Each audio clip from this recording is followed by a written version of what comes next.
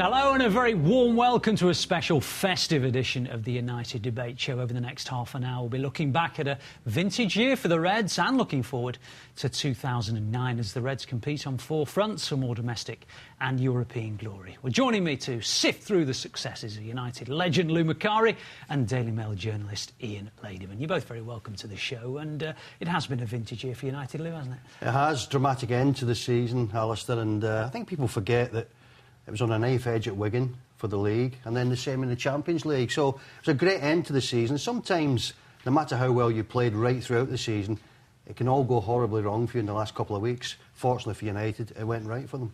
It was, in many ways, the best double. If you're going to do a double, that's not a bad double to get, is it? Absolutely, and to beat Chelsea in the final in Moscow was remarkable. It was an interesting night, that, because I thought that before that game, I thought Chelsea were actually in better form than United towards the end of the season. United had been ahead throughout, so they'd had enough to see it through in the league. But I thought for that one-off game, I thought Chelsea might win that game, and they came incredibly close to doing so. But it must be an incredible sense of satisfaction to end a night like that and round off a season, beating your domestic rivals in the European final. Incredible, really. And of course, I always remember a press conference a few years ago, about 2002, something like that, after United won the European Cup 3 years before. And I remember Sir Alex saying in a press conference he didn't feel that he'd achieved greatness till he'd won a second European Cup. Do you think that means he now believes he's achieved greatness? I think long before he won a second cup, he'd achieved that greatness. But I think that tells you as well, though, you need a little bit of luck as a manager.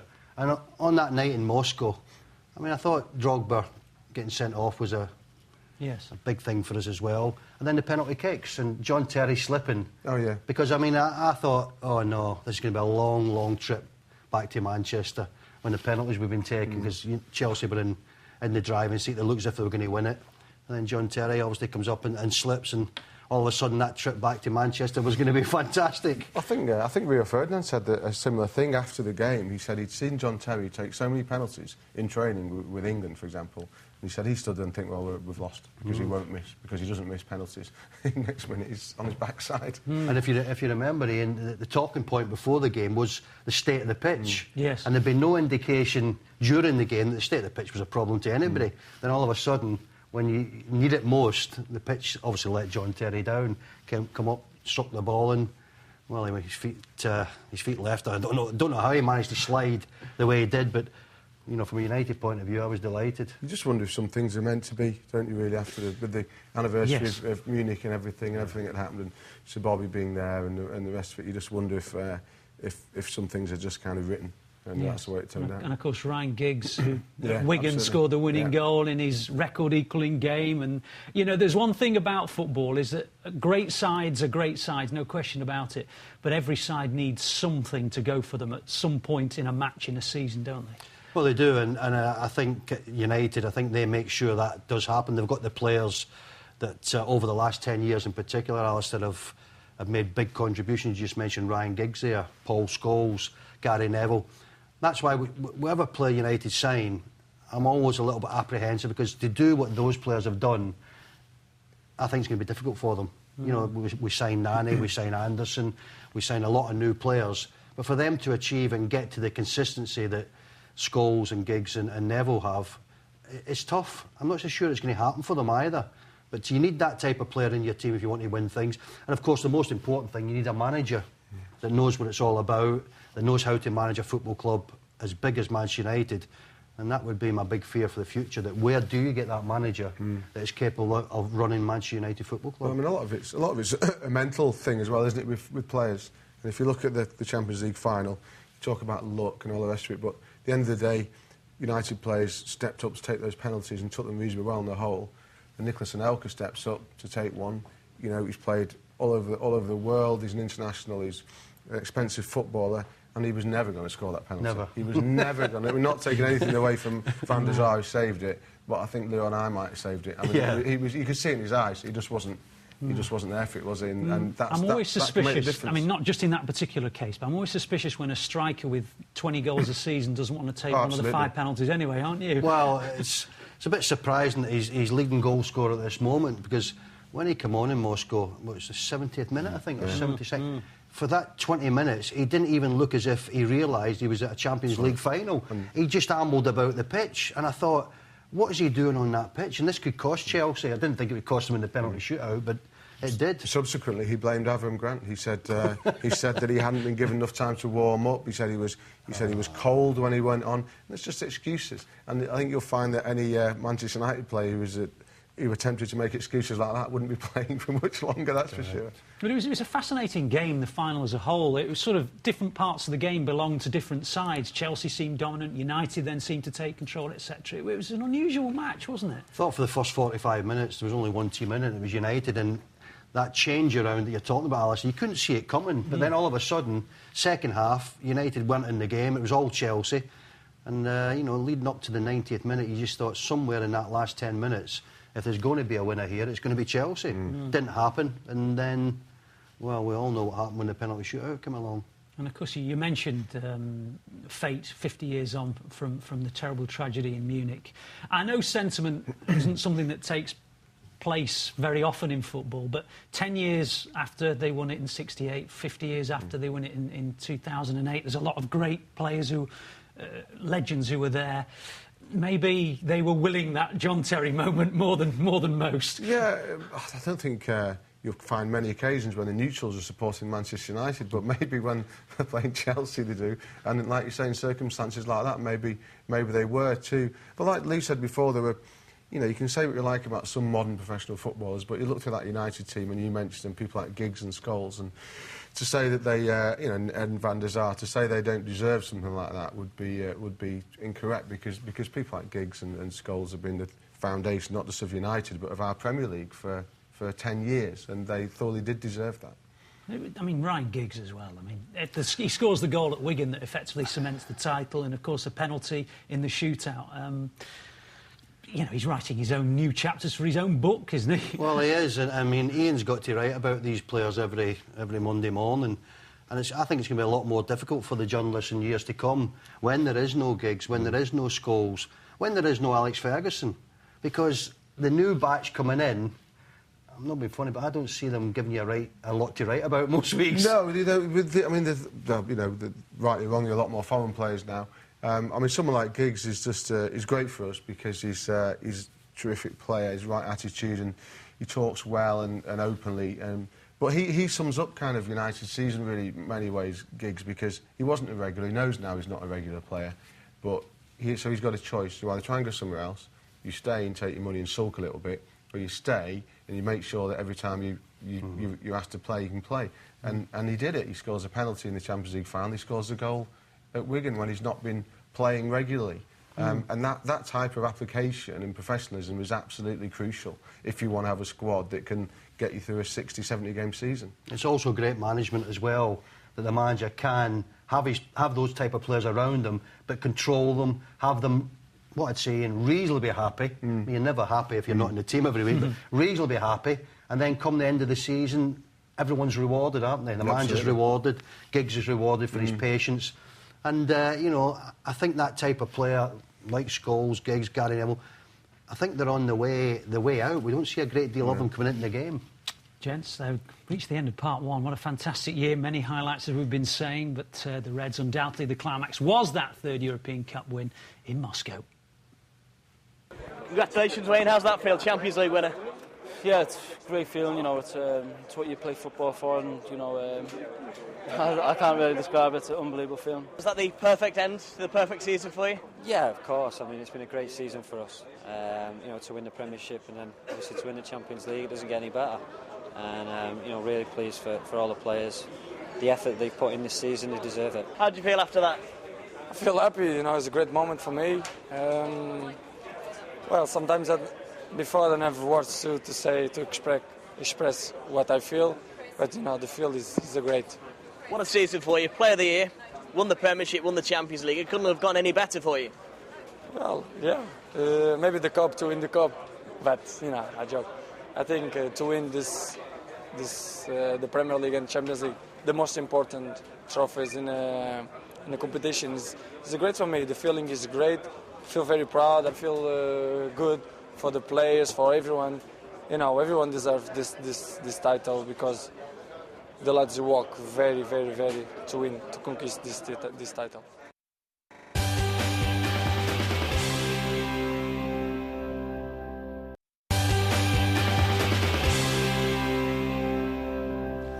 Welcome back to part 2 of the United Debate Show. Before the break, we were looking back at an incredible year for the Reds, and now it's time to look forward to 2009, starting with the January transfer window. I'll be finding out from our guests in a moment what they think, but what do the fans think? Do they need strengthening? I think they could probably look at a striker, probably Santa Cruz from Blackburn, something like that. But other departments, no, pretty sound. If anything, we need to bring another defender in to strengthen up the back four, really, just in case we get a major injury to, Ferdinand or Vidic. So I think that's where he needs to be looking. Anybody in mind particularly?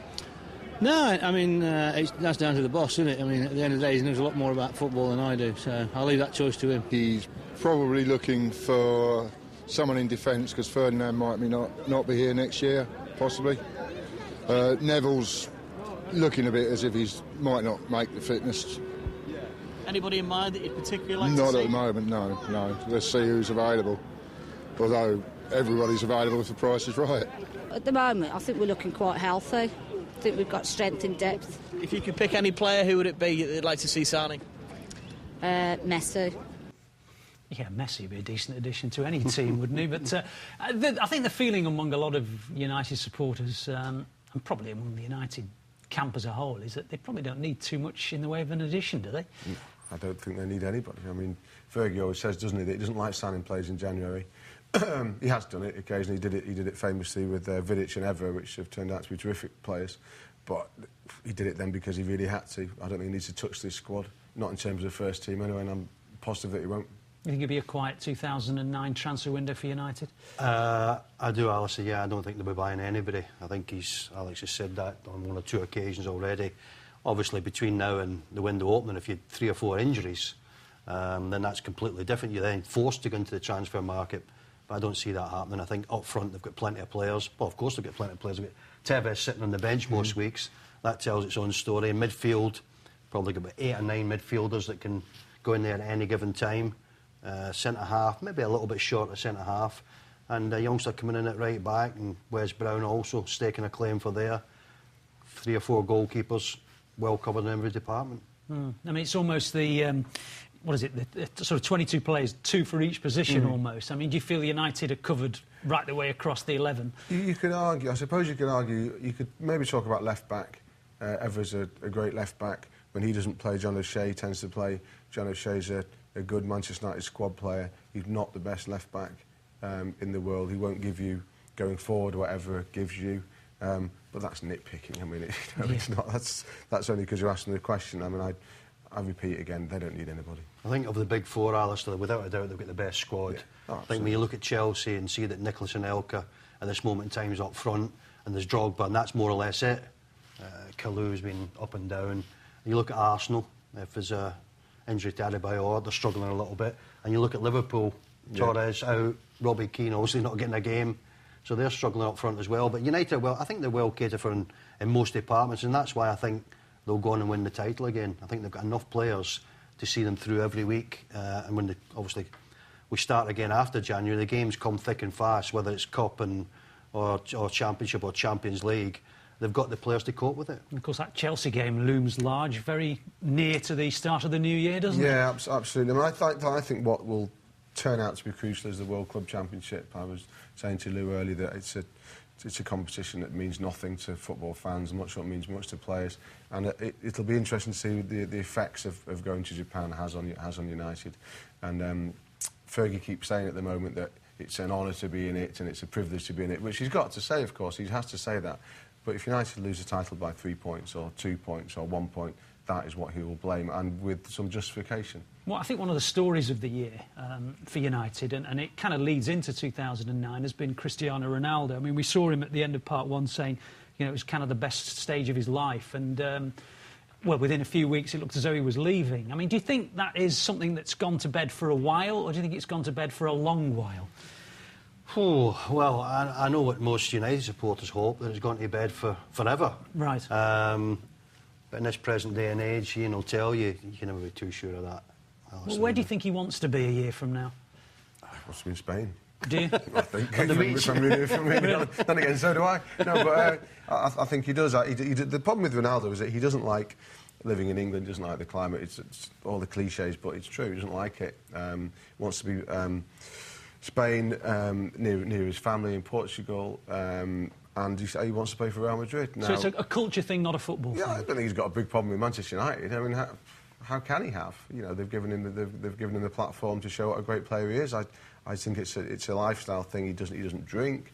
I don't think he has a lot of empathy with English culture, basically, and I think he feels that he's achieved what he can and he wants to play somewhere else. Well, let's say Real Madrid weren't interested in me, and would he still not like Manchester? Would he still not like the weather? Might change his mind then. I think that's the big difference. He's got somewhere to go that appeals to him. So is it that he's got somewhere to go that appeals to him more than what you're saying he doesn't like? Where else would he go from United? Where else could he go from United? Well, the other thing with him is that you say that, he doesn't like it. He'd sign a new contract. His negotiators have been, or his representatives have been trying to negotiate a new contract with United for 18 months. United, quite right, just keep saying no. I mean, why? He's contracted to 2012. He earns over £100,000 a week. Why should he have a new contract? So they've been quite good on that. But that just shows more. That's just a debate about modern footballers. I mean, they want to leave and then they want a new contract. You want it both ways. I mean, we were talking in part one about Scholes and Giggs and those guys who've been at United since they were 10, 11 and have been part of Manchester United's heritage and so on. We shouldn't be surprised, I guess, when players like Ronaldo come here for 5, 6 years and then think that they want a new challenge. I mean, we shouldn't be surprised by that, should we? I think we should be disappointed. I mean, we don't hear anything about Scholes' new contract, Giggs or Neville, because what happens is they go in and they sign a new contract and then it's given to the press and they publish it and let the fans know that they've signed new contracts. With the foreign players, everything's long, drawn out, and it's... But you know what I mean? When you're not groomed in it, you're brought into a club, you take on their history, but then you move on to another challenge. Well, I came from Celtic, and you come to Manchester United, and you get playing for Manchester United, and to be honest, the thought of leaving doesn't occur. Right. Because you realise you're at such a great club, it's fantastic. And there's nothing wrong with Manchester, by the way. Manchester's fantastic. Yeah. So you can't get it any better, but that's the British players, foreign players, completely different. Somebody said to me at United a couple of months ago, we were talking about Scholes actually and contract and the rest of it, and I asked a question about, when are you talking to Paul Scholes? And they said, no, not yet. But we're not worried because when we do, contracts with Paul Scholes tend to take about half an hour. He said he's got a very good understanding of his own worth, but there's no messing about. Scholes wants to stay and he signs it. And Lou's right with the foreign players. It takes 12, 18 months of prevarication before things get sorted out.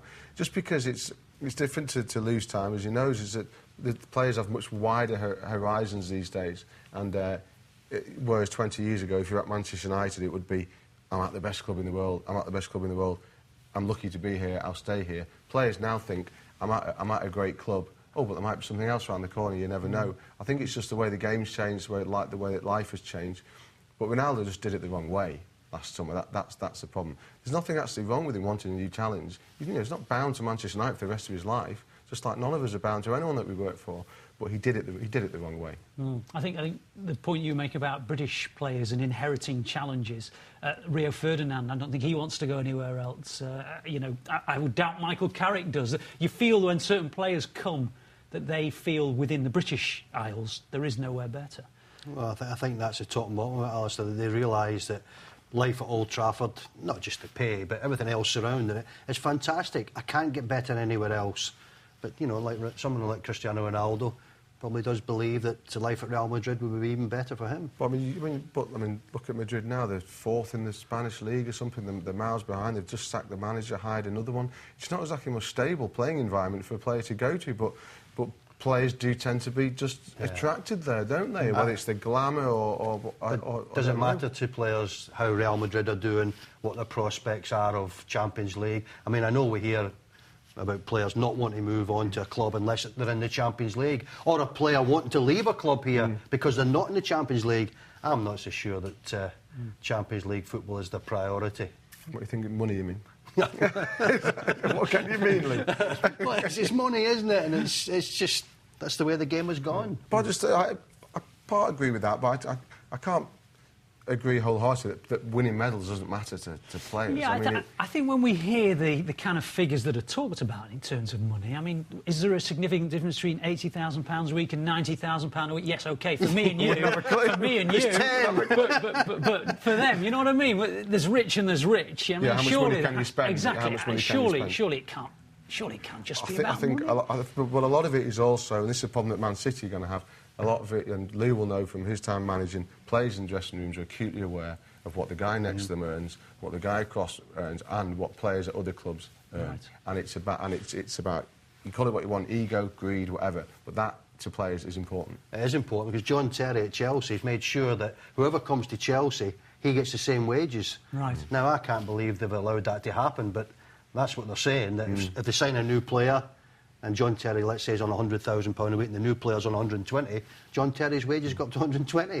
When we look at City, Rubinho, £160,000 a week. Richard Dunn, not the same player, but still a club captain, on £50,000 a week. OK, we're getting sidetracked on telephone numbers here. You mentioned Chelsea, and you also mentioned that you thought United would win the league this year. I mean, why so confident? I just think they've got a big squad to cope with demands in football nowadays that are week in, week out. You know, those now Saturday, Wednesday, Saturday, right from now to May.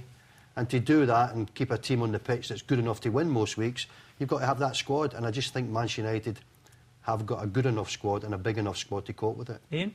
I think the last couple of weeks could turn out to be very important in this season with Liverpool and Chelsea dropping points. Had they not dropped those points, had, for example, Liverpool not dropped those points at home, there'd be quite a big gap now at the top, and there isn't, which gives United a great chance to pull it back.